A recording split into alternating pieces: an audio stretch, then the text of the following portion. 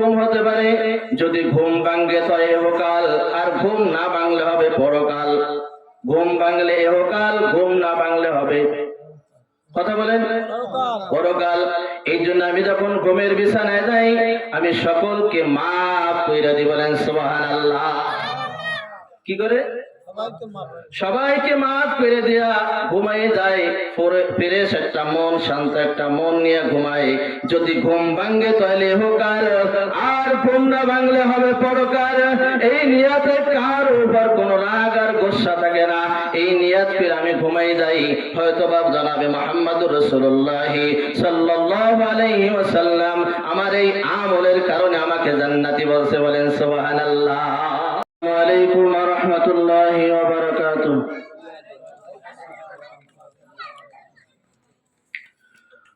আলহামদুলিল্লাহ আলহামদুলিল্লাহি ওয়া কাফা ওয়া সালামুন আলা ইবাদিহিল্লাযীনা ইসতাফা।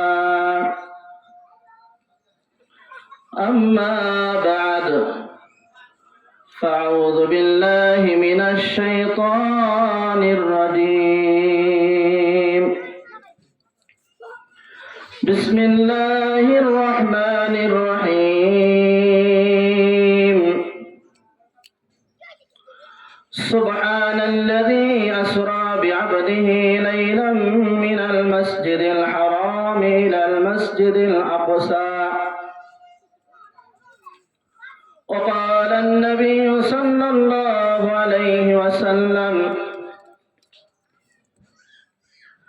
أشد الناس عذابا عند الله المصورون. আমরা সকলে একবার বরকতের নিয়তে দরুদ ইব্রাহিম পাঠ করি। اللهم صل على محمد وعلى آل محمد كما صليت على إبراهيم وعلى آل إبراهيم إنك حميد مجيد. اللهم بارك على محمد وعلى آل محمد كما باركت على إبراهيم وعلى آل إبراهيم إنك حميد مجيد. لا إله إلا الله لا إله إلا الله لا إله إلا الله لا إله إلا الله لا إله إلا الله لا إله إلا الله لا إله إلا الله لا إله إلا الله لا إله إلا الله لا إله إلا الله لا إله إلا الله محمد رسول الله صلى الله عليه وسلم. আলহামদুলিল্লাহ, আল্লাহ তাবারক ওয়া তাআলা দরবারে লাখো কোটি শুকর ও সুজুদ যে রব্বে করিম আপনাকে আমাকে দুনিয়ার সমস্ত ঝামেলা থেকে ফারিগ করে দামি একটা মজলিস পয়গম্বর জনাবে মুহাম্মদুর রাসূলুল্লাহ সাল্লাল্লাহু আলাইহি ওয়াসাল্লাম এই মজলিস সম্পর্কে ঘোষণা দিয়েছেন রিয়াবিল জান্নাহ, বলেন সুবহানাল্লাহ। এটা জান্নাতের একটা বাগিচা, বাগান। তো এই বাগানে সাধারণ কোনো মানুষ আসতে পারে না, কথা বলেন ঠিক কিনা? আল্লাহ তাআলা যাকে কবুল করবে সে অবশ্যই এখানে আসবেন, কথা বলেন ঠিক কিনা? তো আল্লাহ তাআলা আপনাকে আমাকে আসার মতো বসার মতো তৌফিক দান করছে। সেই মহান সত্তার দরবারে অন্তরের অন্তরস্থল থেকে কালিমাতু শুকরিয়া আদায় করি, বলে আলহামদুলিল্লাহ। এই মাসটা অত্যন্ত গুরুত্বপূর্ণ একটা মাস। আমি যে আয়াত পড়ছি অনেকেই টের পাইছে যে আমি কি বলবো, কথা বলেন ঠিক কি? তো আল্লাহ তাআলা যখন আসমান এবং জমিন, নবমণ্ডল, ভূমমণ্ডল যা কিছু সৃষ্টি করেছেন, এই সৃষ্টি করার সময় আল্লাহ তাআলার কিতাবে কালামুল্লাহ শরীফে সূরা তাওবার 37 নম্বর আয়াতের ভিতর আল্লাহ তাআলা বলতেছেন, ইন্না ইদ্দাতাশ শুহুরি ইনদাল্লাহি 12। মানুষের কাছে যেমন একটা হিসাব আছে, গণনা, যেমন বছর, মাস, এটার একটা হিসাব আছে না? তো আল্লাহ তাআলা বলেন, আমি এই আসমান সৃষ্টি করা কবে সৃষ্টি করছি, এইটাও আমার কাছে একটা হিসাব আছে। 12টা মাসের আমার কাছে একটা হিসাব আছে। বলেন সুবহানাল্লাহ। এই যে 12টা মাস, এই 12টা মাসের ভিতর 4টা মাস আল্লাহ তাআলার কাছে সম্মানিত। বলেন সুবহানাল্লাহ। এই আয়াতের ভিতর আল্লাহ তাআলা বলতেছে যে 4টা মাস আমার কাছে অত্যন্ত গুরুত্বপূর্ণ মাস। এই 4টা মাসকে আমি আল্লাহ তাআলা সম্মান করি। বলেন সুবহানাল্লাহ। এক নম্বর হলো জিলকদ। এক নম্বরে কি? জিলকদ, জিলহজ, মুহররম। আর একটা হলো এই যে মাস চলতেছে আজকে 14 তারিখ রজব মাসের কথা। বলেন ঠিক কিনা? আল্লাহ তাআলা বলেন এই 4টা মাস আমার কাছে অত্যন্ত দামি মাস, কোনোটার থেকে কোনোটা কম দামি না, প্রত্যেকটাই মালিকের কাছে দামি। কথা বলেন ঠিক কিনা? তবে এই মাসটাকে আয়ামে জাহিলিয়াতের জামানায় কাফেররা, মুশরিকরা পর্যন্ত এই মাসটাকে সম্মান করতে। বলেন সুবহানাল্লাহ। কিন্তু আজকে আমরা মুসলমান, নামে মুসলমান, কামে কিন্তু মুসলমান নাই। কথা বলেন ঠিক কিনা? এই মুসলমানরাও কিন্তু এই মাসটাকে আমরা দাম দিই না। কথা বলেন। কিন্তু এই মাসটাকে কাফের যারা বেদিন, তারাও কিন্তু এই মাসটাকে সম্মান করছে। কারণ কি? এই মাসটাকে আমার আল্লাহ যেহেতু সম্মান করছে, এই জন্য এই মাসের ভিতর কোন যুদ্ধ, মারামারি, কাটাকাটি, হানাহানি, হত্যা, মামলা সব এক মাসের জন্য ওয়াক থাকবে। বলেন সুবহানাল্লাহ। বলেন তো আমরা এটা পারছি? এইটা আমরা পারি নাই। আল্লাহ রাসূল সাল্লাল্লাহু আলাইহি ওয়াসাল্লাম বয়ান করতেছেন মসজিদে নববীতে। এক সাহাবী আসছে, তো আল্লাহ রাসূল বলতেছে এই সাহাবী জান্নাতি। বলেন সুবহানাল্লাহ। পরের দিন আবার ওই সাহাবী একই টাইমে মসজিদে আগমন করলেন। আল্লাহ রাসূল সাল্লাল্লাহু আলাইহি ওয়াসাল্লামের পবিত্র জবানে বললেন এই ব্যক্তি জান্নাতি। তৃতীয় দিন একই টাইমে ওই লোকটা যখন মসজিদে ঢুকলো, ও দোস্ত কান খাড়া করে শোনো, তারাও তো জান্নাতের সার্টিফিকেট পায়া দুনিয়া থেকে গেছে, তোমারও তো আমারও তো এরকম হওয়ার দরকার। কথা বলেন ঠিক কিনা? তৃতীয় দিন একই ঘোষণা, একই জবানে আল্লাহ রাসূল বলতেছে এই ব্যক্তি যে সবেমাত্র মসজিদে ঢুকলো, এই ব্যক্তি জান্নাতি। বলেন সুবহানাল্লাহ। সাহাবীরা বলতেছে ইয়া রাসূলুল্লাহ, ইয়া হাবিবাল্লাহ, মা হাযা শাই, জানতে চাই আপনার কাছে, মানুষ তো মারা গেলে জান্নাতে যায়, আপনি কি করে জীবিত মানুষকে জান্নাতের সার্টিফিকেট দিলেন? আমি জানতে চাই কারণ কি ইয়া রাসূলুল্লাহ, ইয়া হাবিবাল্লাহ। আল্লাহ রাসূল বলতেছে যাও সাহাবী, কি আমল করে আমার এই সাহাবী, কোন কারণে আমি তাকে জান্নাতি বলছি, এইটা তুমি একটু পরীক্ষা করো। বলেন সুবহানাল্লাহ। আল্লাহ রাসূল যখন বলছে জান্নাতি, লোকটা বেশক জান্নাতি। কথা বলেন ঠিক কিনা? বেশক জান্নাতি, কেউ ঠেকাইতে পারবে না, কারণ রাসূলের জবান থেকে বলছে এই ব্যক্তি জান্নাতি। আল্লাহ রাসূলের এক সাহাবী ওই সাহাবীর বাড়িতে অবস্থান করলেন 3 দিন। কয় দিন? যে এই সাহাবী কোন আমল করে, এই আমল আমার জানতে হবে, এই অনুযায়ী আমারও আমল কইরা কবরে যাইতে হবে। কথা কান ঠিক কিরা? দুনিয়া হাম সব মুসাফির হায়, वही आखिर ठिकाना, कोई आगे रोना है, कोई पीछे रोना। কারণ দুনিয়াটা হলো মুসাফির খানা। আমি এখন আছি, হয়তো একটু পরে থাকবো না, আবার আমি কবরের জগতে চলে যাব। কথা বলেন ঠিক কিনা? যেহেতু আমার আল্লাহ রাসূলের সাহাবী, সে জান্নাতের উপযুক্ত হয়েছে, আমিও ওই আমল কইরা আমিও জান্নাতের উপযুক্ত হইয়া দুনিয়ায় আমি জান্নাত কামাই করে দুনিয়া থেকে যাব। কথা বলেন ঠিক কিনা? আল্লাহ রাসূলের সেই কলিজার টুকরা সাহাবী 3 দিন ওই সাহাবীর বাড়িতে অবস্থান করলেন, কেমন কোন আমল তিনি পাইলেন না। দেখেন ওই সাহাবী যে আমল করে, 5 ওয়াক্ত নামাজ মসজিদে নববীতে যায় আদায় করে। ওই সাহাবী আমিও তো 5 ওয়াক্ত নামাজ মসজিদে নববীতে যায় আদায় করি, রাতের বেলা আরামের ঘুমকে হারাম করে তাহাজ্জুদ নামাজ পড়ে। ওই আমিও নিয়মিত তাহাজ্জুদ নামাজ পড়ি, ব্যতিক্রম কোনো আমল পাইল না।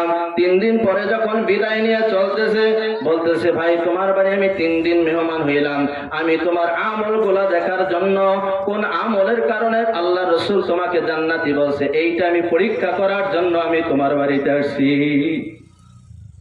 বলতেছে ভাই আমার তো তেমন কোন আমল নাই, তোমরা যে আমল করো আমিও তো সে একই আমল করি, তবে আমার একটা আমল বারবার মনে পড়ে, মনে হয় হয়তো বা ওই আমলের ক্ষুদ্র আমলের কারণে আমার আল্লাহ তাআলা আমাকে জান্নাত, আল্লাহ রাসূলের জবানে রাসূল আমাকে জান্নাতি বলছে। কথা বলেন ঠিক কিনা?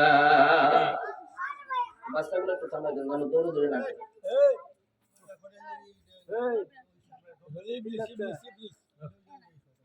কয় কি আমল? কয় আমলটা হলো ভাই আমি যখন ঘুমের বিছানায় যাই, খেয়াল করেন সময়টা খুব দাম, এই দাম কিয়ামতের ময়দানে সময়টার মালিক হিসাব নেবে। কথা বলেন ঠিক কিনা? এই জন্য এদিক সেদিক কথা বলার কোনো সুযোগ নাই। কিয়ামতের ময়দানে যদি 1 ঘন্টা আল্লাহ তাআলা আমার কাছ থেকে জিজ্ঞাসা করে, আমার তো সেইভাবে প্রস্তুতি নিতে হবে। কথা বলেন ঠিক কিনা? এই জন্য মালিকের কাছে তো আমরা সবাই চলে যাব, মালিকের কাছে যেন হিসাবটা সহজ হয়। খবরদার খবরদার, প্রত্যেকটা সেকেন্ডের হিসাব আমার আল্লাহর কাছে তোমার আমার পেশ করতে হবে। কথা বলেন ঠিক কিনা? বলতেছে ভাই আমি একটা আমল করি, যখন আমি ঘুমের বিছানায় যাই আমার মনে হয় এই ঘুমটাই আমার শেষ ঘুম হতে পারে। যদি ঘুম ভাঙে তো ইহকাল, আর ঘুম না ভাঙলে হবে পরকাল। ঘুম ভাঙলে ইহকাল, ঘুম না ভাঙলে হবে, কথা বলেন, পরকাল। এই জন্য আমি যখন ঘুমের বিছানায় যাই আমি সকলকে মাফ কইরা দিই। বলেন সুবহানাল্লাহ। কি করে? সবাইকে মাফ করে দিয়া ঘুমাই যায়, ফ্রেশ একটা মন, শান্ত একটা মন নিয়ে ঘুমায়। যদি ঘুম ভাঙে তাহলে ইহকাল, আর ঘুম না ভাঙলে হবে পরকাল। এই নিয়তে কার উপর কোন রাগ আর গোসা থাকে না, এই নিয়ত করে আমি ঘুমাই যাই। হয়তো বাপ জনাবে মুহাম্মদুর রাসূলুল্লাহ সাল্লাল্লাহু আলাইহি ওয়াসাল্লাম আমার এই আমলের কারণে আমাকে জান্নাতি বলছে। বলেন সুবহানাল্লাহ। আমরা যখন ঘুমাইতে যাই তখন বুদ্ধি আঁকি, মাথার ভিতর ব্রেনটির ভিতর এটা পাকাই যে সকালবেলা কার ক্ষতি করব, কার পাশায় বাস দেব। কথা বলেন ঠিক কিনা? তোমাকে আল্লাহ তাআলা কে এমনি মাফ করবে? সাহাবীর মতন আমল তো তুমি আমি এখনো করতে পারি নাই। কথা বলেন ঠিক কিনা? এটা হলো রজব মাসের 1 নম্বর শিক্ষা। 2 নম্বর শিক্ষা হলো জনাবে মুহাম্মদুর রাসূলুল্লাহ সাল্লাল্লাহু আলাইহি ওয়াসাল্লামের মাথা থেকে 2টা নিয়ামত আল্লাহ তাআলা এই রজব মাসে নিয়ে নিছিলেন। 1 নম্বর নিয়ামত হলো খাদিজাতুল কুবরা রাদিয়াল্লাহু তাআলা আনহাকে এই রজব মাসে দুনিয়া থেকে আল্লাহ তাআলা নিয়ে গেছেন। আর 2 নম্বর হলো আবু তালেবকে আল্লাহ তাআলা এই রজব মাসে দুনিয়া থেকে নিয়ে গেছে। খাদিজাতুল কুবরা রাদিয়াল্লাহু তাআলা আনহা আর্থিকভাবে যত সহযোগিতা করতে, সমস্ত সহযোগিতা কিন্তু খাদিজার কাছ থেকে আল্লাহ রাসূল বেশি পাইছে। কথা বলেন ঠিক কিনা? আর আবু তালেবের কাছ থেকে আল্লাহু আকবার কাবীরা, ক্ষমতার যত নেতা, যত লিডারি, যত ভার, যত বুদ্ধি, যত জ্ঞান লাগে, যত কিছু ট্যাকেল দেয়া লাগে, সেটা কিন্তু খাজা আবু তালেব জনাবে মুহাম্মদুর রাসূলুল্লাহ সাল্লাল্লাহু আলাইহি ওয়াসাল্লাম কে দেশে। কথা বলেন ঠিক কিনা? রজব মাস আল্লাহ তাআলা 2টা নিয়ামত উঠাই নিয়ে গেছেন। হাবিবে কিবরিয়া জনাবে মুহাম্মদুর রাসূলুল্লাহ সাল্লাল্লাহু আলাইহি ওয়াসাল্লাম হাতিমে কাবায় যাইয়া মনক্ষুণ্ণ হইয়া চিন্তা করতেছেন, আল্লাহু আকবার, এখন আমি কার কাছে যাব? আমার বিবি খাদিজাও নাই, আমার চাচা আবু তালেব তিনিও জীবিত নাই, আমি এখন কার কাছে যাব? কার কাছে নিয়ে আমি কার কাছে যাই আমার কথা, কষ্টের কথা বলবো? একটা কষ্ট, কোন কষ্ট স্বামী যখন কষ্ট পায় এই কষ্টের কাজটা সর্বপ্রথম স্ত্রীর কাছে শেয়ার করে। কথা বলেন ঠিক কিনা? কিন্তু তার স্ত্রী নাই, তার চাচা জানা এখন দুনিয়া থেকে চলে গেছে, কার কাছে যাবে? এই মরক্ষুণ্ণ নিয়ে, মনে একটা ব্যথা নিয়ে হাতিমে কাবার কাছে যাইয়া আল্লাহ রাসূল এরকম ভাবে চিন্তা করতেছেন। চিন্তা করতে করতে ঘুম এসে গেছে। আল্লাহ তাআলা হযরতে জিবরিলকে পাঠাই দিয়ে বলতেছে, জিবরিল যাও, আমার হাবিব কেন চিন্তারত অবস্থায়, কেন মনক্ষুণ্ণ হয়েছে? কারণটা কি? কারণ তুমি জানো? কয় কারণ আমার আল্লাহ তাআলা জানেন না। জানেন না? আল্লাহ তাআলা আলিমুম বিযাতিস সুদূর, আল্লাহ তাআলা অন্তরের খবর জানেন, জানেন কি জানেন না?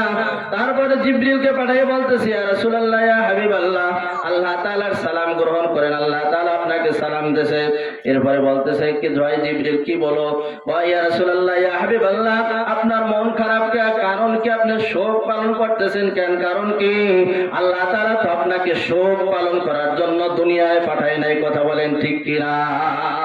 আল্লাহ তাআলা দিন দুনিয়ায় প্রতিষ্ঠা করার জন্য আল্লাহ তাআলা আপনাকে পাঠাইছে।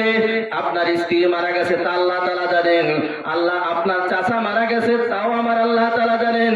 কিন্তু এটা মানুষ, এটা স্বাভাবিক, এটা মাখলুক, এটা মারা যাইতেই পারে, কিন্তু তার জন্য তো মনক্ষুণ্ণ হওয়ার কোনো কারণ নাই, কথা বলেন ঠিক কিনা?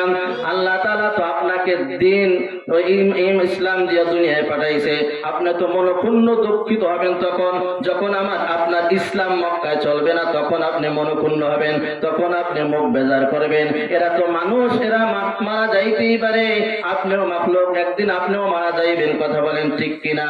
অর্থাৎ দিন প্রতিষ্ঠা করার জন্য আল্লাহ তাআলা আপনাকে এই দুনিয়ায় পাঠাইছে, শোক পালনের জন্য আপনাকে দুনিয়ায় পাঠায় নাই। খাদিজাতুল কুবরা রাদিয়াল্লাহু তাআলা আনহা, আল্লাহর রাসূল যতদিন পর্যন্ত খাদিজা জীবিত ছিলেন এই জবান দিয়ে কোনোদিন বিবাহের কথা উচ্চারণ করেন নাই, যে দ্বিতীয় বিবাহ করা লাগবে এই কথা রাসূল কোনোদিন ভাবেন নাই, কথা বলেন ঠিক কিনা?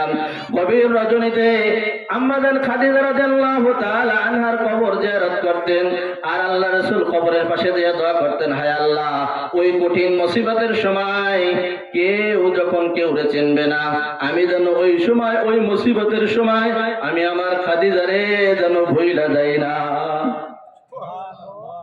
তো খাদিজারে কত ভালোবাসছেন নবী, কথা বলেন ঠিক কিনা? তো দোস্তর বুজুর্গ, এইরকম একজন স্ত্রী চলে গেছে, এখন তো মন খারাপ, একটু ব্যাপার স্যাপার আছে, কথা বলেন ঠিক কিনা? কিন্তু আল্লাহ তাআলার অর্ডার হয়ে গেছে, হাবিব আপনি মনক্ষুণ্ণ হইলে কাজ হবে না, আপনি দিন কি দুনিয়ায় প্রতিষ্ঠা করার জন্য আমি আল্লাহ তাআলা আপনাকে পাঠাইছি। কিয়ামতের ময়দানে কঠিন মুসিবতের সময় কেউ যখন কেউ চিনবে না, আল্লাহ রাসূল বারবার এই দোয়া যখন করে, আম্মা জান আয়েশা রাদিয়াল্লাহু তাআলা আনহা বলতেছে, ইয়া রাসূলুল্লাহ, ইয়া হাবিবাল্লাহ, খাদিজার ভিতর আপনি কি পাইছেন যা আমাদের ভিতর পান নাই? আল্লাহ রাসূল সাল্লাল্লাহু আলাইহি ওয়াসাল্লাম আয়েশাকে বলতেছে, আয়েশা শোনো, তোমরা হলো আমার সুখের দিনের স্ত্রী, আর আমার খাদিজা হলো আমার কষ্টের দিনের স্ত্রী। পার্থক্য হলো এতটুকু, কথা বলেন ঠিক কিনা? আমি খাদিজারে বলতে পারবো না, আমি খাদিজারে কি নিয়ে একসাথে আমি জান্নাতে যাইতে চাই, বলেন সুবহানাল্লাহ। ও দোস্ত, আল্লাহু আকবার কাবীরা, আপনারা সবাই কেমন আছেন? এত সময় পরে এখন আপনি কোন 18 মিনিট বয়ান করে বলে কেমন আছে? তা আলহামদুলিল্লাহ এমনি বলছি, বলেন পুরোপুরি কি আমরা শান্তিতে আছি? পুরোপুরি শান্তিতে আপনারা থাকতে পারলেও আমি পুরোপুরি শান্তিতে নাই। মারিফুল কোরআন তরজমা করছে আল্লামা শফি সাহেব, নাম শুনছেন না? যার তরজমা বাংলাদেশের এমন কোন মসজিদ নাই যে তাফসীর সেই জায়গায় পৌঁছায় রে, কথা বলেন ঠিক? আল্লামা শফি সাহেবের দুইটা সন্তান, কয়টা সন্তান? দুইটা সন্তান। তার ভিতর প্রসিদ্ধ হলো এশিয়া মহাদেশের ভিতর যাকে আমরা প্রধান মুফতি বলে আমরা গ্রহণ করি, এটাও কিন্তু রজবের শিক্ষা, বলেন সুবহানাল্লাহ। আমি যত কথা বলবো সবই চাঁদের কথাই বলবো, বলেন ইনশাআল্লাহ। তো এই জাস্টিস তকি ওসমানী ওনার কিতাবের ভিতর লেখছে, খুতবার ভিতর লেখছে যে হযরতে মূসা আলাইহিস নবী আলাইহিস সালাতু ওয়াস সালাম তুর পাহাড়ে যাইতেছে। কোথায় যাইতেছে? তুর পাহাড়ে যাইতেছে মালিকের সাথে কথা বলার জন্য, বলেন সুবহানাল্লাহ। এই জন্য বলা হয় মূসা কালিমুল্লাহ, মুহাম্মাদুর রাসূলুল্লাহ, ঈসা রূহুল্লাহ। এই লকবগুলো আমার আল্লাহ তাআলা নিজে ব্যবহার করছে, কথা বলেন ঠিক কিনা? পয়গম্বর মূসা আলাইহিস নবী আলাইহিস সালাতু ওয়াস সালাম কই যাইতেছেন বলেন? তুর পাহাড়ে যাইতেছেন। কার সাথে কথা বলবেন? মালিকের সাথে কথা বলবেন, মালিকের কাছ থেকে শরীয়ত আনবেন, এরপরে উম্মতকে এইভাবে বয়ান করবেন, কথা বলেন ঠিক কিনা? মুসা আলাইহিস নবী আলাইহিস সালাতু ওয়াস সালামের এক উম্মত বলতেছে, পয়গম্বর আপনি তো আল্লাহর কাছে যাইতেছেন, আল্লাহর বাড়ি যাইতেছেন তুর পাহাড়ে, ওইখানে তো আল্লাহ তাআলার সাথে কথা বলবেন। আমি হত দরিদ্র, আল্লাহ তাআলার কাছে বললেন, আল্লাহ যেন আমার একটু সচ্ছলতা দান করে, আমাকে একটু যেন ধনী বানাই দেয়, আমাকে একটু সুখে রাখে, আমি যেন দুনিয়াতে একটু শান্তিতে থাকতে পারি। পয়গম্বর মূসা এই দোয়াটুকু আল্লাহ তাআলার কাছে আপনি আরজি করবেন। আমার আল্লাহ কি বলে ওই কথা শোনার পরে আবার আমাকে শুনাই দিয়ে যাইবেন। বলেন সুবহানাল্লাহ।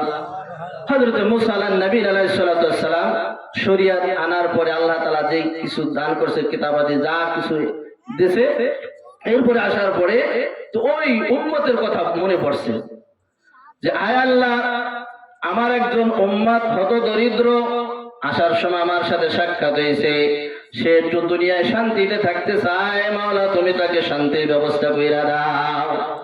মানে আল্লাহ তাআলা বলতেছে, মূসা তুমি কি তার পুরোপুরি শান্তি চাও না অর্ধেক শান্তি চাও? আপনারা কি বলেন? আপনারাও তো বলবেন পুরোপুরি, কথা বলেন ঠিক কি? তো মূসা নবী চিন্তা করলেন যে অর্ধেক শান্তির কথা কেন বলবো, তো অর্ধেকের কথা বললে কেন আবার আমার উম্মত দাবি করে, কথা বলেন ঠিক কি? এই জন্য অর্ধেক না, আল্লাহ তারে তুমি পুরো শান্তি দিয়ে দাও। বলেন সুবহানাল্লাহ। তো আল্লাহ তাআলা তাকে পুরো শান্তির ব্যবস্থা করে বলেছে। তো পয়গম্বর মূসা যখন আসতেছে, ওই বাড়ির ঘাট দিয়া যখন যাইতেছে, তো ঘাটলা দিয়া এবার ডাকতেছে, আব্দুর রহমান আসো, এদিকে আসো, বাড়ি বের হও। তো আব্দুর রহমান আর আসতেছে না। তো এই ডাকাডাকি করার পরে পাশের থেকে এক লোক এসে বলতেছে, পয়গম্বর আপনি কারে ডাকতেছেন? আমি তো আব্দুর রহমানরে ডাকতেছি। আব্দুর রহমান কই? আপনি কি শোনেন নাই আব্দুর রহমান তো ইন্তেকাল করছে। কি করছে? ইন্তেকাল করছে। তো মূসা নবী জন্মের রাগী মানুষ, কি মানুষ? অনেক রাগ। ফিরাউনের বাবুর সিরে এক থাপ্পড় দিয়ে মাইরা ফেলাইছে, কথা বলেন ঠিক? এত রাগ, আজরাইল জান কবজ করতেছে, এক থাপ্পড় দিয়েছে, চোখ একটা শেষ। চোখ নিয়ে আল্লাহর কাছে যে বলতেছে, আল্লাহ কার কাছে পাঠাইছো তুমি? কার উপকার করতে পাঠাইছো? সে তো আমার ক্ষতি কইরা ফেলাইছে, কথা কন ঠিক কিনা? এমন থাবা দিয়েছে, এক থাবায় চোখ উড়ে গেছে। তো মূসা ছিল খুব রাগী মানুষ, যে আল্লাহ তাআলা তারে পুরো শান্তির ব্যবস্থা করে দিল, আর লোকটা এখন মারা গেল, কিরকম শান্তি দিয়ে দিল, কথা কন ঠিক কিনা? আল্লাহু আকবার কাবীরা। পরে যখন আল্লাহ তাআলার কাছে ওই তুর পাহাড়ে কথা বলার জন্য মূসা পয়গম্বর গেলেন, এবার যাইয়া সব কথা শেষের পথে আবার ওই কথা বললেন, হায় আল্লাহ, অমুক তারিখে অমুক দিনে আমি আমার এক উম্মতের আবদার করছিলাম আপনার কাছে, হায় আল্লাহ, আপনি আমার উম্মত হত দরিদ্র, অসহায়, আমি তার একটু শান্তির ব্যবস্থার জন্য দোয়া করছিলাম, হায় আল্লাহ, আপনি তো বলছিলেন মূসা পুরোপুরি শান্তি দেব না অর্ধেক শান্তি দেব? আল্লাহ তাআলা আপনি তো বলছিলেন পুরা শান্তি। তো আল্লাহ তাআলা মূসাকে ডাক দিয়ে বলতেছে, পয়গম্বর মূসা, তুমি কি দোয়া করছিলা আর আমি কি দিছি তুমি তাই বলো, দোয়া স্মরণ করো। এই জন্য দোস্তর বুজুর্গ, অনেক সময় শিল্পীরা বয়াতিরা এমন গান গায় না, গজল গায়, দুনিয়াতে নৌকা দাইয়া আখেরে কাদাইও না, কয় কি কয় না? তো এই গজল গাছ জায়েজ নাই, কি নাই? আল্লাহ যদি তোমার দুনিয়ায় কাদায়, এমন ভাবে কাদাবে, আইয়ুব নবীর কায়দা পরীক্ষায় ফেলাবে, কথা বলেন ঠিক কিনা? কসম খোদার, ওই পরীক্ষা যদি এখন আসে, ঈমান কয়জনে রাখতে পারবে আল্লাহই ভালো জানে, কথা বলেন ঠিক কিনা? এই জন্য পয়গম্বর আরবি বলে, রব্বানা আতিনা ফিদ দুনিয়া হাসানাতাও ওয়া ফিল আখিরাতি হাসানাতাও ওয়া কিনা আযাবান নার। বলেন আল্লাহু আকবার। আল্লাহ দুনিয়ায় শান্তি চাই, আখিরাতেও শান্তি চাই, দুনিয়ায় শান্তিতে থাকতে চাই, ওই জাহান্নামের আগুন থেকেও বাঁচতে চাই। এই সব সময় এই দোয়া করবা, এই মোনাজাত করবা, এমন কথা যেন তুমি না বলো আল্লাহ দুনিয়াতে কাদাও। আল্লাহ যদি কাদায়, আল্লাহ যদি ধরে, আল্লাহর ধরা বড় কঠিন ধরা, কথা গান ঠিক কিনা? তো তুমি কি দোয়া করছিলা? আল্লাহ আমি তারে পুরা শান্তির দোয়া করছিলাম। পয়গম্বর মূসা, তুমি শুনে রাখো, দুনিয়া কোনো শান্তির জায়গা না, দুনিয়াটা হলো অশান্তির একটা জায়গা, কথা বলেন ঠিক কিনা? দুনিয়ায় কোনো শান্তির জায়গা নাই, কেউ পুরোপুরি শান্তিতে নাই, নয় ফ্যামিলিগত ভাবে অশান্তি, নয় বাড়ির মানুষ নিয়ে অশান্তি, নয় মেয়ে নিয়ে অশান্তি, নয় ছেলে নিয়ে অশান্তি, বিভিন্ন অশান্তিতে প্রত্যেকটি মানুষ ভুগতেছে, কথা বলেন ঠিক কিনা? কয় পুরোপুরি শান্তির জায়গা হলো জান্নাত, অর্থাৎ আমি তাকে মৃত্যুর মাধ্যমে তাকে আমি জান্নাতে পাঠাই দিছি। বলেন না সুবহানাল্লাহ। কোথায় পাঠাই দিছে? আল্লাহ তাআলা জান্নাতে পাঠাই দিয়েছে, কথা বলেন ঠিক। এই জন্য পুরোপুরি শান্তির জায়গা কোথায়? জান্নাতে। বলেন পুরোপুরি শান্তির জায়গা জান্নাতে, দুনিয়ায় কোনো শান্তির জায়গা না। একটা পর একটা অশান্তি আসতেই আছে, কথা বলেন ঠিক কিনা। তো আমি যে আয়াতে কালিমা আপনাদের সামনে তেলাওয়াত করছি, 15 নম্বর পারা সূরা বনী ইসরাঈলের 1ম নম্বর আয়াতের কিছু অংশ। আল্লাহ তাআলা বলেন, সুবহানাল্লাযী আসরা বিআবদিহি লাইলাম মিনাল মাসজিদিল হারাম ইলাল মাসজিদিল আকসা। বলেন সুবহানাল্লাহ। যেহেতু এই মাসটা রজব মাস, কি মাস? এই মাসটার ভিতরে 27 তারিখে, আরবিতে বলে 27 তারিখ, আজকে 14 তারিখ। কয় তারিখ? 14 তারিখ। 27 তারিখে আল্লাহ রসুলের হায়াত শেষ হওয়ার আগে, আল্লাহ রসুলের হায়াত শেষ হওয়ার আগে আল্লাহ তাআলা কিছু হায়াত বাকি রেখা আল্লাহর বাড়িতে দিয়ে গেছে। বলেন সুবহানাল্লাহ। যেমন বাবা আদম আলাইহিস নবী আলাইহিস সালাতু ওয়াস সালামকে আল্লাহ তাআলা বানানোর পরে জান্নাতে রাখছে। কোথায় রাখছে? জান্নাতে রাখছে। আর আপনার আমার নবী কলিজার টুকরা জনাবে মুহাম্মদ রাসূলুল্লাহ সাল্লাল্লাহু আলাইহি ওয়াসাল্লামকে মৃত্যুর আগে কিছু হায়াত বাকি রেখা আল্লাহ তাআলা জান্নাতে নিয়ে গেছে। বলেন সুবহানাল্লাহ। আল্লাহ তাআলার সাথে একই বৈঠকে 10 বার কথা হয়েছে। কয়বার? যদি সময় হয় ইনশাআল্লাহ চেষ্টা করবো, সব পারবো না মনে হয় দূর যাইতে। 10 বার আল্লাহ তাআলার সাথে কথা বলছে। কয়বার? 10 বার। আল্লাহু আকবার। নাস্তিকরা এটা মানে না। কি করে না? কয় যা দেখি না তা মানি না। নাস্তিকের একটা থিওরি হলো যা দেখি না তা মানি না। বলেন যা দেখি না তা মানি না। বলেন আসলে কি জান্নাত জাহান্নাম আছে না নাই? কই দেখছে কেরা? আমাদের বাবা একজন হলো রুহানি বাবা, আর একজন হলো জাতির পিতা। কতক্ষণ ঠিক কিনা? তিনি দেখে আছে জান্নাত আছে জাহান্নাম আছে। আমরা অন্ধবিশ্বাসী না। প্রত্যেকটা নাস্তিক হলো অন্ধবিশ্বাসী, তারা অন্ধবিশ্বাসী। আর মুসলমানদেরকে বলে অন্ধবিশ্বাসী। কয় কোন মুসলমান অন্ধবিশ্বাসী হইতে পারে না, কারণ জনাবে মুহাম্মদ রাসূলুল্লাহ সাল্লাল্লাহু আলাইহি ওয়াসাল্লাম আল্লাহকে একই বৈঠকে 10 বার দেখছে। বলেন সুবহানাল্লাহ। জান্নাত দেখছে, জাহান্নাম দেখছে, সব কিছু দেখে আসছে। তো বাপ যদি দেখে তো সন্তান দেখতে আর বাকি থাকে? বাপ দেখলে তো সন্তানের দেখা হয়ে যায়। কথা বলেন ঠিক কিনা? এই জন্য কোন মুমিন অন্ধবিশ্বাস, কোন মুমিন এরকম ভাবে নাস্তিক না। সমস্ত মুমিনরা বিশ্বাসের উপর ঈমান আনছে। কথা বলেন ঠিক কিনা? আল্লাহকে আল্লাহ আছে, আল্লাহ আমরা দেখি না কেন? নাস্তিকরা বলে, নাস্তিকদের থিওরি, আল্লাহ যদি থাকে তাই তো আমরা দেখি না কেন?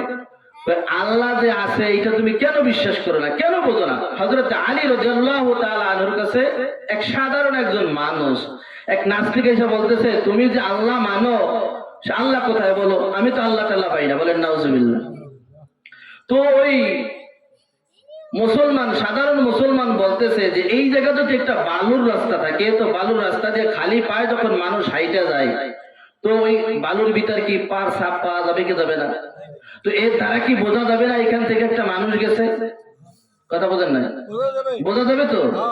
এইখান থেকে একটা হাতি গেলে যত এইখান থেকে ময়লা ফেলাই যায়, অর্থাৎ পায়খানা করতে করতে যায়, তো বোঝা যাবে যে এখান থেকে একটা বকরি গেছে, হাতি গেছে। তো এইটা যদি তুমি বোঝো, এই আসমান জমিন নবকলম নবমন্ডল ভূমমন্ডল এই পৃথিবী চালাইতেছে এর একজন কারিগর আছে না নাই? বলেন আছে না নাই? কয় নাস্তিকরা মানে না। কয় আমার ভিতর রূহ আছে, আছে কি না? আমার ভিতর রূহ না থাকলে আমি কথা বলতে পারতাম না। আমার ভিতর রূহ আছে বলে আমি হাত নাড়াইতেছি, আমার ভিতর রূহ আছে তো আমার কানে শুনতেছি। কথা বলেন ঠিক কিনা? তো প্রত্যেকটি মানুষের অন্তরের ভিতরে একটা রূহ প্রাণ আছে, এইটা তুমি বিশ্বাস করো। তো এত বড় নবমন্ডল আর ভূমমন্ডল, আসমান আর জমিন যিনি বানাইলেন, এই সৃষ্টিকর্তার পিছে একজন মালিক আছে না নাই? অথচ এই রজনীতে যেহেতু এই মাসটা আল্লাহ তাআলাকে আল্লাহ দুনিয়ায় আর দুনিয়ায় থাকা অবস্থায় আল্লাহ রাসূলকে আসমানে নিয়ে গেছে, কিন্তু এইটা নাস্তিকরা বিশ্বাস করে না। তাই প্রত্যেকটি মুমিন বিশ্বাস করে। কথা বলেন ঠিক কিনা?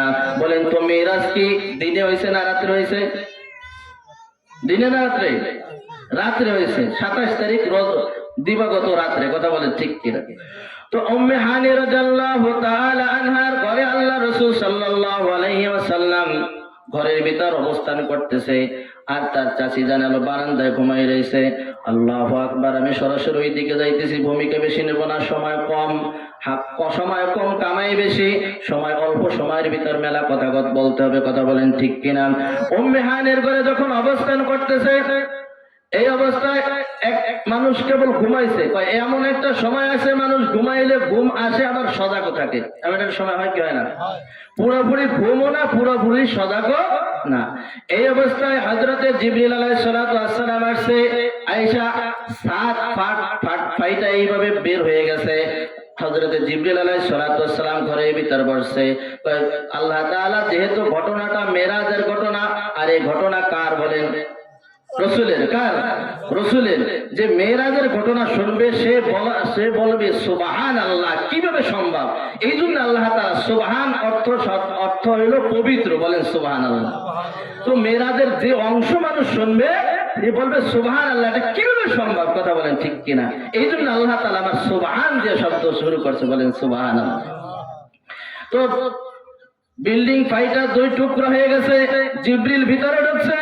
আল্লাহু আকবার, আল্লাহ রাসূলকে জাগাইছে, ইয়া রাসূলুল্লাহ, ইয়া হাবিবাল্লাহ, একটু দয়া করে বাহিরে আসেন।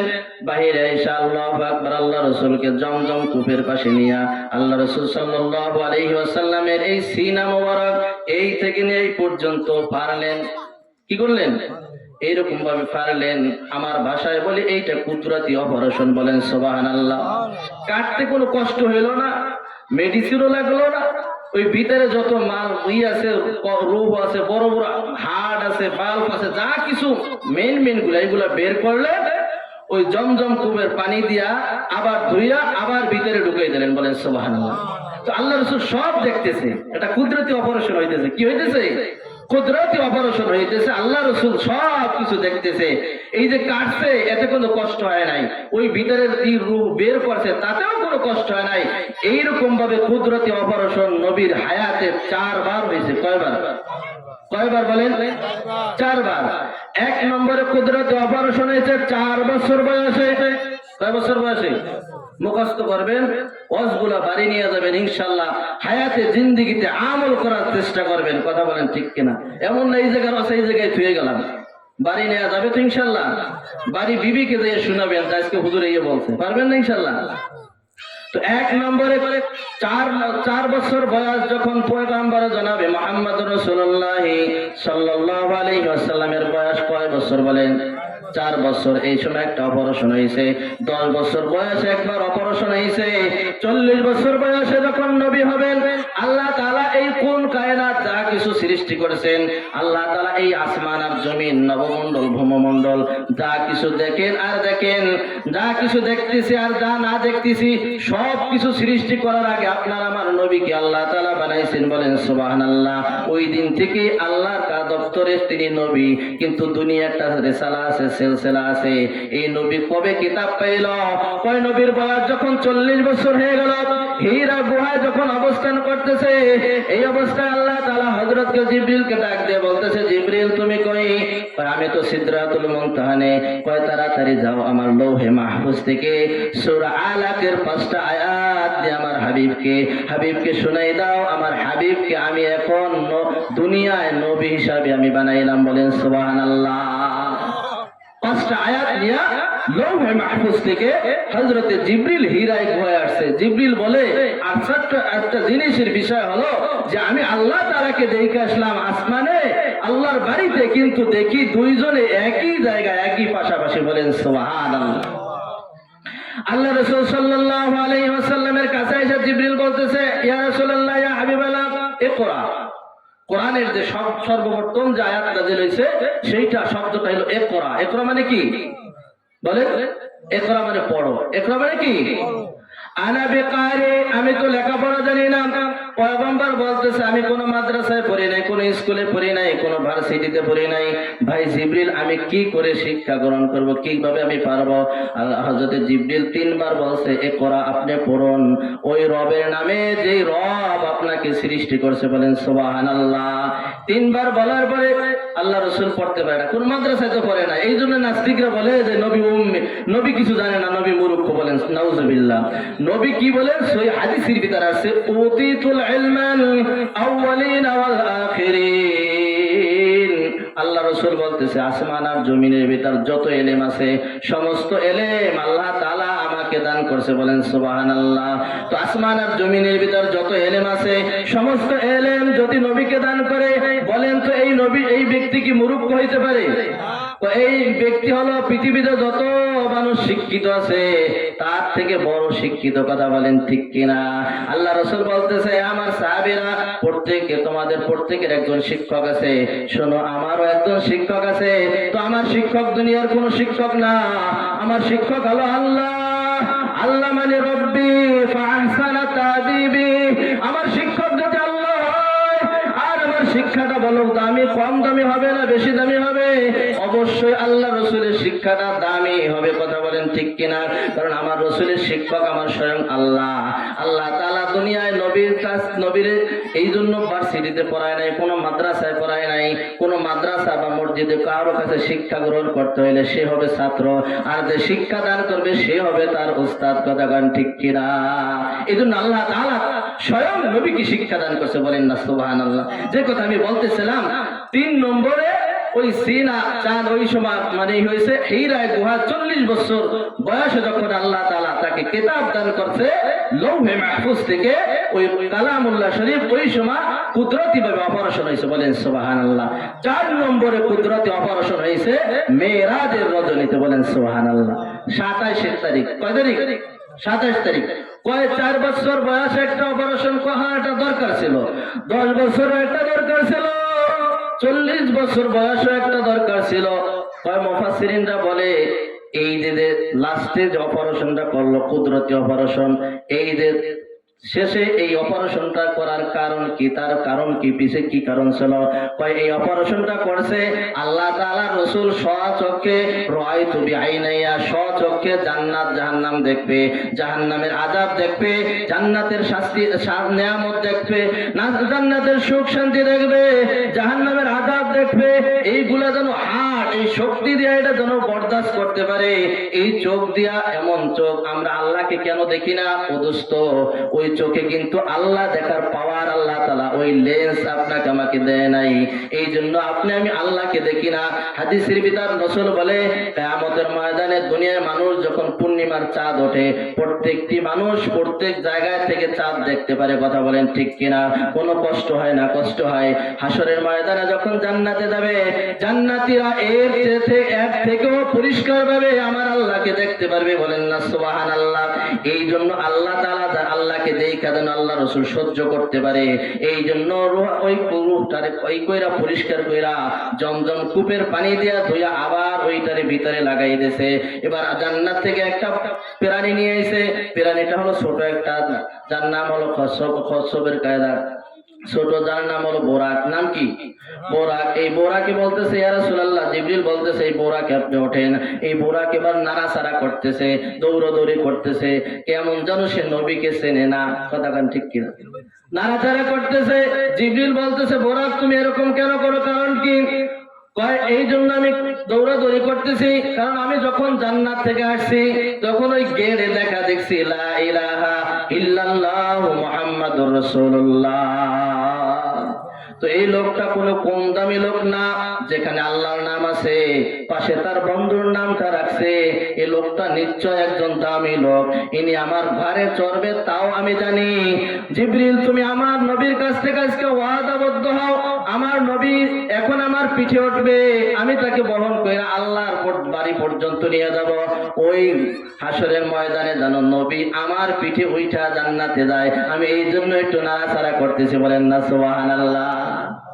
আল্লাহ রাসূল বলতেছে যাও যাও বোরাক, তোমাকে আমি ওয়াদা দিলাম যে আমি ওই দিন তোমার পিঠে আমি উঠবো, বলেন না সুবহানাল্লাহ। আল্লাহ রাসূল সাল্লাল্লাহু আলাইহি সাল্লাম যখন বোরাকে উঠছে, এবার বোরাক চলতেছে, পিছনের দিক থেকে এক বুড়ি ডাকতেছে। কি ডাকতেছে? এক বুড়ি ডাক দিয়ে বলতেছে হে মুহাম্মদ সাল্লাল্লাহু আলাইহি ওয়াসাল্লাম, কই যাও, আমার একটা কথা শুনে যাও। সফর সঙ্গী জিবরিলকে বলতেছে, ভাই জিবরিল, কে ডাক দিল? হুজুর খবরদার, পিছনের দিক তাকান যাবে না, সামনের দিক চলেন, কারণ এইটা হইল শয়তান। এটা কি? এই পিছনের দিক তাকাইলে আপনার উম্মতরা সব শয়তানমুখী হয়ে যাবে। কি হয়ে যাবে? খবরদার, পিছনের দিক তাকান যাবে না, আপনি সামনে চলেন। আবার যখন মুহাম্মদ রাসূলুল্লাহ সাল্লাল্লাহু আলাইহি সাল্লাম বুরাকে চলতেছিলেন, এবার এক বুড়া ডাক দিয়ে বলতেছে, হ্যাঁ মুহাম্মদ, কই যাও? একটু দাঁড়াও, আমার একটা কথা শোনো। জিবরিলকে জিজ্ঞাসা করলো, ভাই জিবরিল, কে ডাক দিতেছে? কয়, ইয়া রাসূলুল্লাহ, ইয়া হাবিবাল্লাহ, এটা হলো এক বুড়ি, এই এর পিছে ডাক দেওয়া যাবে না, পিছে তাকান যাবে না, আপনি চলেন। আল্লাহ রাসূল জিজ্ঞাসা করলো, প্রথম ডাক দিল বুড়া, এবার ডাক দিল বুড়ি, কারণ কি? ওই যে বুড়া, ওইটা হলো শয়তান। ওইটা কি? ওইটা শয়তান। আপনি যদি পিছনের দিক তাকান, আপনার উম্মত সব শয়তানমুখী হয়ে যাবে। এই জন্য কিছু মানুষ আছে দুনিয়ায় শয়তানমুখী কথা কন, কিছু মানুষ আছে আল্লাহমুখী কথা বলেন, ঠিক কিনা? আর ওই যে বুড়ি, উনি কে? উনি হলো দুনিয়া। উনি কি? আপনি যদি পিছনের দিক তাকান, আপনার উম্মত সব দুনিয়ামুখী হয়ে যাবে। মুফাসসিরিনরা বলে যে কিছু মানুষ দুনিয়ার পাগল, কিছু মানুষ আমার আল্লাহর পাগল। কথা বলেন, ঠিক কিনা? আল্লাহ রাসূল সাল্লাল্লাহু আলাইহি সাল্লাম কি বুড়াকে নিয়ে চলতেছে, একটা পাহাড়ে নামাইছে। কোথায় নামাইছে? পাহাড়ে নামাইয়ে বলতেছে, ইয়া রাসূলুল্লাহ, ইয়া হাবিবাল্লাহ, এখানে 2 রাকাত নামাজ পড়েন। কয় রাকাত? 2 রাকাত নামাজ পড়ার পরে জিজ্ঞাসা করলো, জিবরিল, এটা কোন পাহাড়? কয়, এটা হলো সেই পাহাড় যেই পাহাড়ে আপনি হিজরত করার পরে আবার এখানে আল্লাহ তাআলা আপনাকে এই পাহাড়ে আনবে। এই পাহাড়টা ওই পাহাড় থাকবে না, এটা হবে মদিনাতুর রাসূল সাল্লাল্লাহু আলাইহি ওয়াসাল্লাম, যেটা আমরা মদিনা শরীফ বলে এখন আমরা চিনি। কথা বলেন, ঠিক কিনা? আল্লাহ রাসূল সাল্লাল্লাহু আলাইহি ওয়াসাল্লামকে টান দিয়েছে, ইয়া রাসূলুল্লাহ, ইয়া হাবিবাল্লাহ, সামনের দিক তাকান।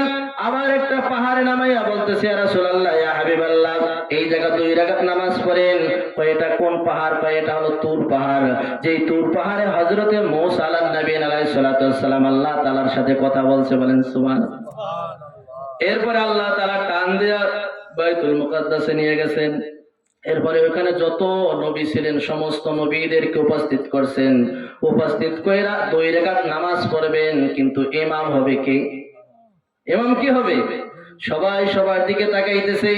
আদম থেকে নিয়ে ঈসা নবী পর্যন্ত সমস্ত নবীদেরকে একত্রিত করছেন আমার আল্লাহ তাআলা। আল্লাহ তাআলা এই জন্য একত্রিত করেছেন, সবাই সবার দিকে তাকাইতেছে, কে ইমাম হবে, কে নামাজ পড়াবে। জিবরিল আলাইহিস সালাতু ওয়াস সালাম হাত ধইরা আল্লাহ রাসূলকে বলতেছে, ইয়া রাসূলুল্লাহ, ইয়া হাবিবাল্লাহ, আপনি সামনে যান।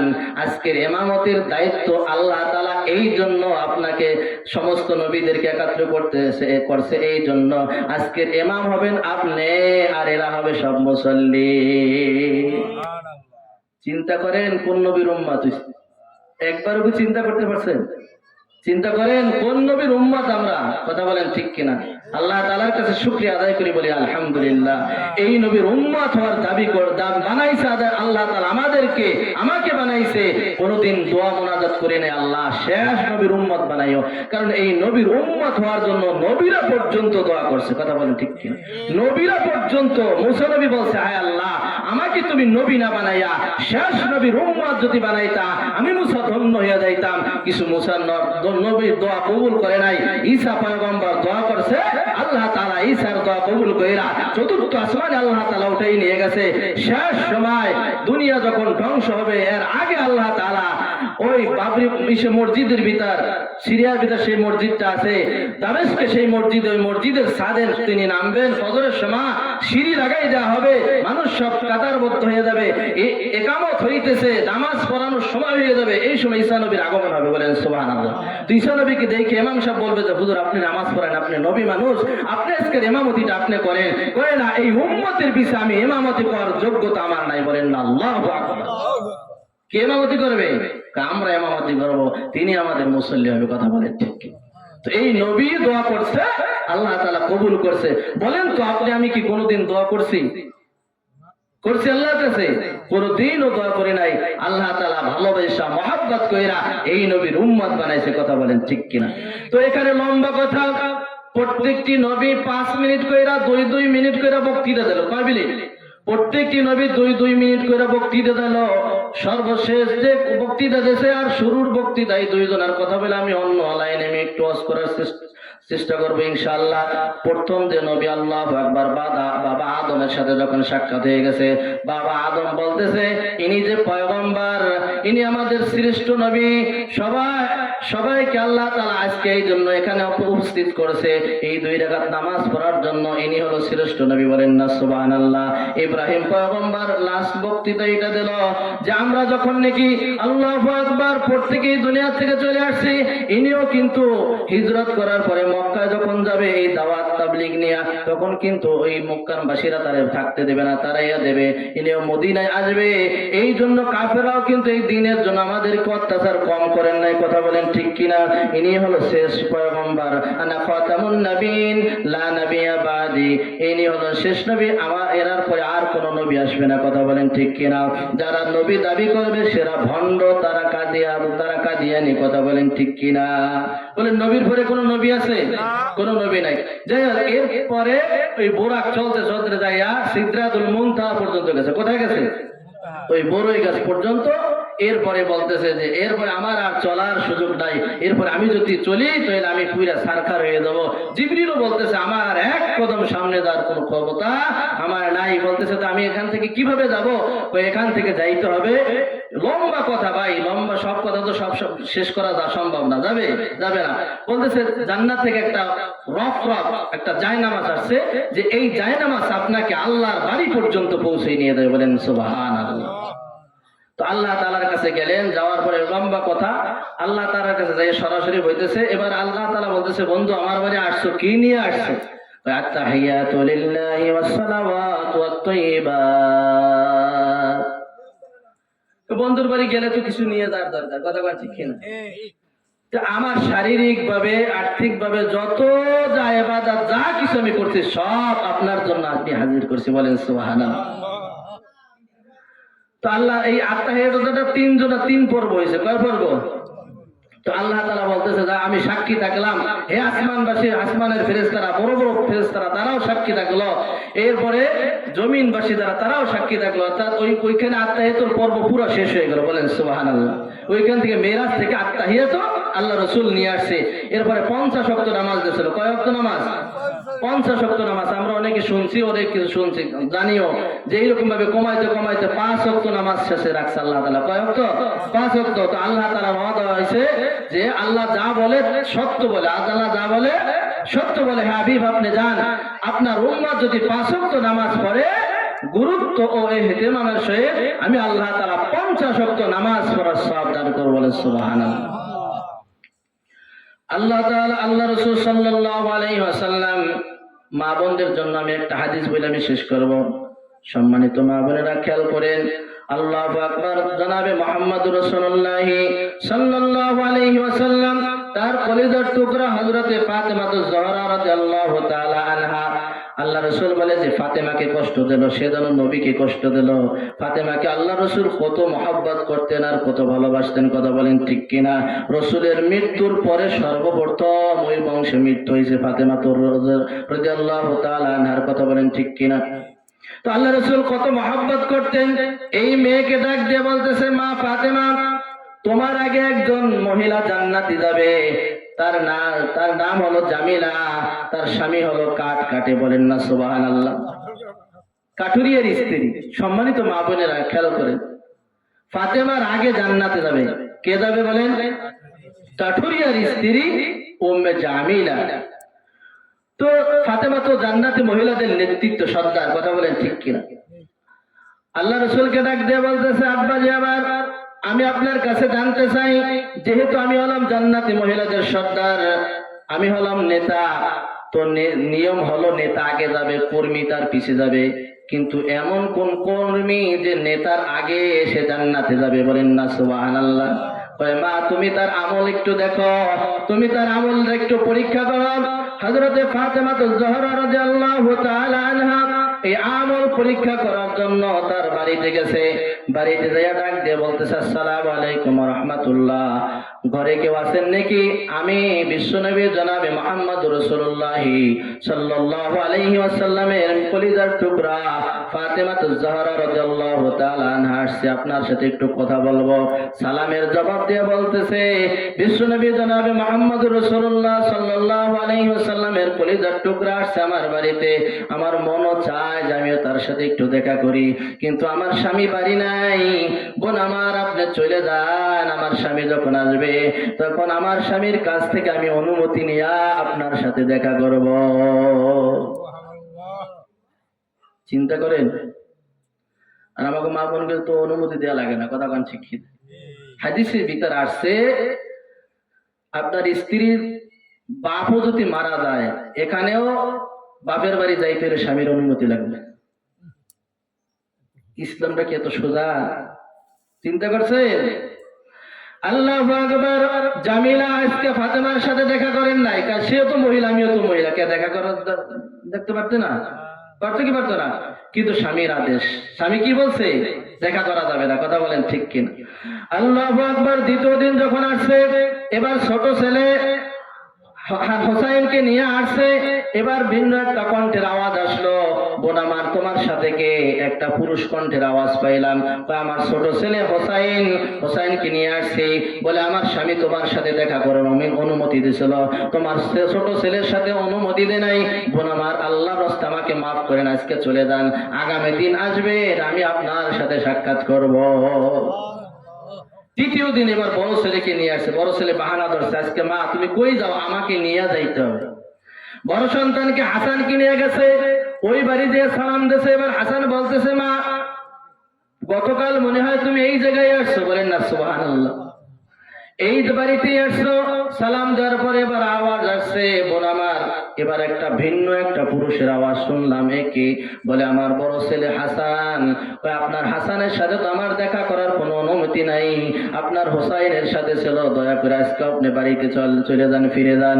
এবার আল্লাহু আকবার। ফাতেমাতুজ জাহরা রাদিয়াল্লাহু তাআলা আনহা চতুর্থ দিন একা ওই মহিলার বাড়িতে আসছে এবার দেখা করার জন্য।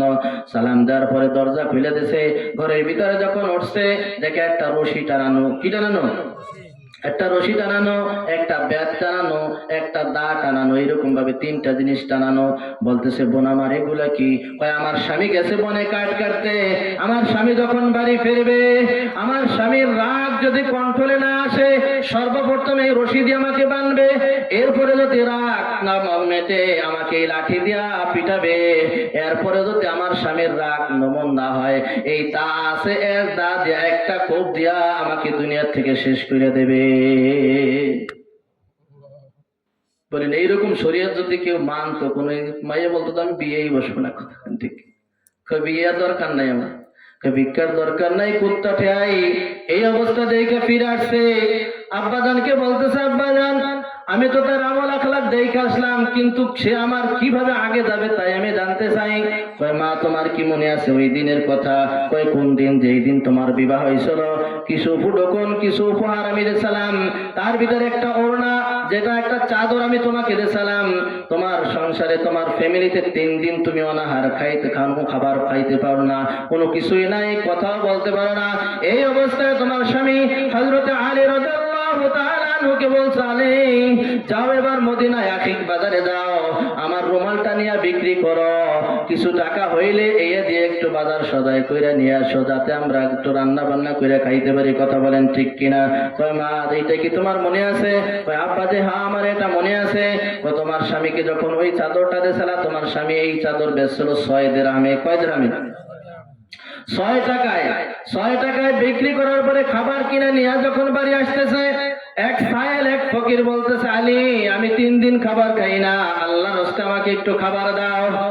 আলী রাদিয়াল্লাহু তাআলা আয়াতের দিকে তাকাইয়া আল্লাহু আকবার 6 দিরহাম আল্লাহর রাস্তায় দান করে দিয়েছে। বলেন না সুবহানাল্লাহ।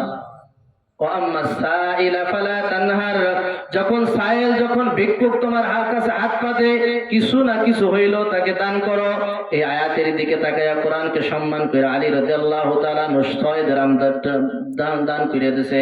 কারণ আলী রাদিয়াল্লাহু তাআলা জানে আল্লাহ তাআলা কালামের ভিতরে বলেন মান জাআ বিল হাসানাতি ফালাহু আশরু আমসালিহা। আল্লাহ তাআলা বলতেছে যে ব্যক্তি একটা নেকের আমল করবে আল্লাহ তাআলা সর্বনিম্নে তাকে 10টা নেকির সওয়াব দান করবে। বলেন সুবহানাল্লাহ। তো আলী রাদিয়াল্লাহু তাআলা এইটার দিক খেয়াল কইরা সব দান করে দিয়েছে। তো আলী বলে যে আমাকে আল্লাহ তাআলা দুনিয়ায় না দিলেও পরকালে আল্লাহ তাআলা দেবে, এর থেকে কোনো মিস নাই, দেবেই দেবে, এটা আলীর বিশ্বাস। তো আলী রাদিয়াল্লাহু তাআলা মন খারাপ নিয়ে এখন কি বলবে ফাতেমারে, কি যাইয়া বলেন ঠিক কিনা? আপনার আমার অবস্থা যদি হইতো, আরে ভিক্ষুক তাড়াতাড়ি সর, আমার ঘরে 3 দিন খাবার নাই, কথা কোন ঠিক কিনা? হ্যাঁ, আলী তো আল্লাহকে বিশ্বাস করে। কারে বিশ্বাস করে? আল্লাহকে বিশ্বাস করে সব দান করে দিয়েছে। মদিনার আকিক নামক বাজারে হযরত আলী রাদিয়াল্লাহু তাআলা থাকা অবস্থায় একটা উট নিয়ে আসছে যে ভাই এই উটটা তুমি কিনা বিক্রি কইরা দাও। আলী রাদিয়াল্লাহু তাআলা বলতেছে ভাই আমি কিনবো কি, আমার তো কোনো টাকাই নাই। ভাই তুমি বাকিতে কেন? কত টাকা? 100 টাকা, 100 দিরহাম। 100 টাকায় কেনার পরে নিয়ে গেল। ওই উটটা নিয়ে যখন দাঁড়াইছে এক ব্যক্তি এসে বলতেছে ভাই তোমার উট বিক্রি করবা? কয় ভাই হ্যাঁ তোমার আমার এই উট বিক্রি করবো, বলো কত দাম চাও? কয় ভাই তুমি বলো কত? কয় 160 টাকা। সুবহানাল্লাহ বলেন না? অর্থাৎ 160 টাকা। আলী কোনো কথাবার্তা না বলেই বলছে ভাই নাও, দিয়ে দিয়েছে। এবার প্রাপ্য যার কাছ থেকে উট কিনছে তার 100 টাকা দিয়া, আর বাকি আছে কয় টাকা? 60 টাকা। এবার 60 টাকার খাবার কিনা নিয়ে যখন বাড়ি ফিরতেছে, 60 টাকার খাবার ওই জামানার খাবার তো অনেক বেশি হয়, কথা কোন ঠিক কিনা? 6 টাকায় যে খাবার পায় 60 টাকায় তার কয় গুণ বেশি পায়? 6 10 কে 60। তো এই খাবার নিয়ে বড় টোপলা নিয়ে যখন আসতেছে, তো এবার ফাতেমা পর্দার আড়াল দিয়ে দেখতেছে যে কারবারটা কি। আমার স্বামীর যে ওড়না দিছি তা বিক্রি হইলে মনে হয় 4-5 টাকা হইতে পারে, কিন্তু আমার স্বামী যে খাবার নিয়ে আসছে এত মনে হয় অনেক টাকার খাবার, কথা বলেন ঠিক কিনা? ফাতেমা কয়দিনের ক্ষুধার্ত বলেন? 3 দিনের ক্ষুধার্ত। খুশি না হইয়া বলতেছে স্বামী আমার, আমি আগে জানতে চাই এই খাবার কোথা থেকে আনছেন। আমি যে চাদর দিছি এই চাদরের দাম সর্বোচ্চ 3 থেকে 4-5 টাকা হইতে পারে, আপনি যে খাবার আনছেন এত মনে হয় 50-60 টাকার খাবার, আপনি খাবার কোথা থেকে আনছেন আগে বলেন, তারপর আমি খাবার হাতে ধরবো, নচেত আমি খাবার খাবো না। বলেন না আল্লাহু আকবার। আগে চলেন আব্বার কাছে যাব, নবীর কাছে যাব, নবীর কাছে যাইয়া এর সমাধান চাবো যে আপনি মনে হয় অবৈধভাবে ইনকাম করছেন, কথা বলেন ঠিক কিনা? আল্লাহু আকবার। আলী রাদিয়াল্লাহু তাআলা আনহুকে নিয়ে সামনে যাইতেছে। আল্লাহ রাসূল যখন দেখছে আলী রাদিয়াল্লাহু তাআলা আনহুর এই কারবার দেখে আল্লাহ রাসূল হাসতেছে। বলেন সুবহানাল্লাহ। তো আল্লাহ তাআলা সব কিছু জিবরিলের মাধ্যমে জানাইতেছে, কথা বলেন ঠিক কিনা? বলতেছে মা আমার, তোমার স্বামী এমন একটা ব্যবসা করেছে যেই ব্যবসায় আমার আল্লাহ তাআলা রাজি হয়ে গেছে। যাও মা, তোমার স্বামী কোনো হারাম ইনকাম করে নাই, হালাল ইনকাম করছে। বলেন না সুবহানাল্লাহ। ও আমার সম্মানিত মা বোনেরা, আপনার স্বামীর ইনকাম যদি 50,000 টাকা হয় মাসে, আপনার স্বামী যা বাড়িতে নিয়ে আসে তা তো 1 লাখ 1.5 লাখ টাকার ইনকাম। আপনি যদি ওই কথা জিজ্ঞাসা করেন স্বামী আমার তুমি যে টাকা ইনকাম করো এর থেকে তো তুমি বেশি আমাকে দিতেছো, এই টাকা তুমি কোথায় পাইতেছো? নিশ্চয় তুমি হারাম উপার্জন করো। তোমার হারাম খাবার আমি খাবো না, ওই হারাম খাবার খাই আমি জাহান্নামের উপযুক্ত হব না, কথা বলেন ঠিক কিনা? তাহলে আল্লাহ তাআলা তোমাকেও মা ও বোন, তোমাকেও আল্লাহ তাআলা ফাতেমার সাথে জান্নাত দিতে পারেন, কথা বলেন ঠিক কিনা? হযরত আলী রাদিয়াল্লাহু তাআলা চলে আসলো, কিন্তু ঘটনা কিছুই বললো না ফাতেমা। ফাতেমাকে বলতেছে ফাতেমা শোনো, যেহেতু এই সব যা কিছু ঘটনা ঘটছে সব কিছু তোমার ওড়নার কারণে ঘটছে, কথা বলেন ঠিক কিনা? ওই যে ওট, ওই দুনিয়ার কোন ওট না, ওইটা হলো জান্নাতুল ফেরদাউসের ওট। ওই যে ক্রেতা যে কিনছে ওটা হলো দুনিয়ার কোনো ক্রেতা না, ওটা হলো মিকাইল আলাইহিস সালাম। আর যে বিক্রি করছে তিনি হলো জিবরিল আলাইহিস সালাম। বলেন না সুবহানাল্লাহ। যেহেতু এই ঘটনা আল্লাহ তাআলা এই জন্য ঘটাইছে, কিয়ামতের ময়দানে যখন এই উট হাসরের ময়দানে জান্নাতে যাবে, তখন উট তো আর একা একা চলতে পারে না, উটের তো একজন রশি লইয়া সামনে হাঁটা লাগে, কথা বলেন ঠিক কিনা? তো এই উটের অগ্রভাগের রশি ওই কাঠুরিয়ার স্ত্রী ধইরা সর্বপ্রথম মা জান্নাতে যাবে, এরপরে তুমি ওই উটের পেটে সরি হইয়া জান্নাতে যাবা। বলেন না সুবহানাল্লাহ। তো এটা একমাত্র স্বামীকে মানার কারণে হয়েছে। কিসের কারণে বলেন? স্বামীকে ভক্তি শ্রদ্ধার কারণে আল্লাহ তাআলা তাকে জান্নাতের মেহমান বানাই নিয়েছে। কথা বলেন ঠিক কিনা? আমি 1 মিনিটে বিদায় শেষ করতেছি, 1 মিনিট আজান হয়ে যাবে। আমরা যখন ঘুমাইতে যাই তখন অবশ্যই আজকের থেকে এই 6টা আমল করে ঘুমাবো, বলেন ইনশাআল্লাহ। 1 নম্বরে যখন ঘুমাইতে যাব তখন আমরা কালিমায়ে তাইয়্যিবা পড়ব। হাদিসের ভিতর আছে যেই ব্যক্তি কালিমা পড়ে ঘুমাবে, যদি ওই ঘুমটা মৃত্যু হয়ে যায় তাহলে শাহাদাতের মৃত্যু হয়ে যাবে, বলেন সুবহানাল্লাহ। 2 নম্বরে দুরুদে ইব্রাহিম পাঠ করে ঘুমাবো। তো এই দুরুদে ইব্রাহিম কিয়ামতের ময়দানে সাক্ষীর জন্য সাক্ষী দেবে, দুরুদে ইব্রাহিম সাক্ষী দিয়ে তাকে জান্নাতে নিয়ে যাবে। 3 নম্বরে হলো ঘুমের দোয়া হবে, আল্লাহুম্মা বিসমিকা আমুতু ওয়া আহইয়া, আল্লাহ তোমার নামে আমি মরতেছি। এই দোয়া পড়ে যেই ব্যক্তি ঘুমাবে সারা রাত ইবাদত করার সব তার আমলনামায় লেখা হবে। 21 বার বিসমিল্লাহ পড়ে ঘুমাবো, যতটা শ্বাস টানবো আর বের করবো ততটা সব আমলনামায় আল্লাহ তাআলা ফেরেশতার মাধ্যমে লিখতে থাকবে। এরপরে আয়াতুল কুরসি আমরা ওই যে 3 পারা আছে, আল্লাহু লা ইলাহা ইল্লাহু, যদি না পারেন ইমাম সাহেবের কাছ থেকে মস্ক করাইয়া মুখস্থ করাইয়া নেবেন। দুনিয়ায় কত কিছু শিখলেন আর আয়াতুল কুরসি এটা পারবেন না ইনশাআল্লাহ। এই আয়াতুল কুরসি পড়া যে ব্যক্তি ঘুমাবে সারা রাত ফেরেশতারা পাহারাদারি করবে, বলেন সুবহানাল্লাহ। শেষে 3 বার আস্তাগফিরুল্লাহ আল্লাযী লা ইলাহা ইল্লা হুয়াল হাইয়ুল কাইয়ুম ওয়া আতুবু ইলাইহি। যদি এই তওবা করে ঘুমাইতে পারেন, ঘুম যদি ভাঙে তাহলে হবে ইহকাল, ঘুম না ভাঙলে হবে পরকাল। যদি ইহকালে আপনি জীবিত হন তাহলে নিষ্পাপ মাসুম হইয়া দুনিয়ায় আবার ভূমিষ্ঠ হবেন, বলেন সুবহানাল্লাহ। আর যদি মারা যান, এই তওবা যদি কাজে লাগিয়ে যায় তাহলে আপনার জীবনের গুনাহগুলো মাফ হয়ে গেল, আল্লাহ আপনাকে জান্নাতি বলে ঘোষণা করলো, বলেন সুবহানাল্লাহ। जो कुछ हुआ तेरी करम से हुआ, যা কিছু হয়েছে আল্লাহ তাআলার পক্ষ থেকে হয়েছে। আল্লাহ তাআলা বলার তৌফিক দিয়েছে, তাই কিছু কথা যেহেতু রজব মাস কিছু কথা শেয়ার করলাম। আল্লাহ তাআলার কাছে তৌফিক চাইতেছি, আল্লাহ আমাদেরকে সকল ভাইদেরকে যারা আমার কথা শুনলো সকলকে আমল করার তৌফিক দান করেন, বলেন আমিন। ওয়া আখিরি দাওয়ানা আলহামদুলিল্লাহি রাব্বিল আলামিন। আসসালামু আলাইকুম ওয়া রাহমাতুল্লাহি ওয়া বারাকাতুহু।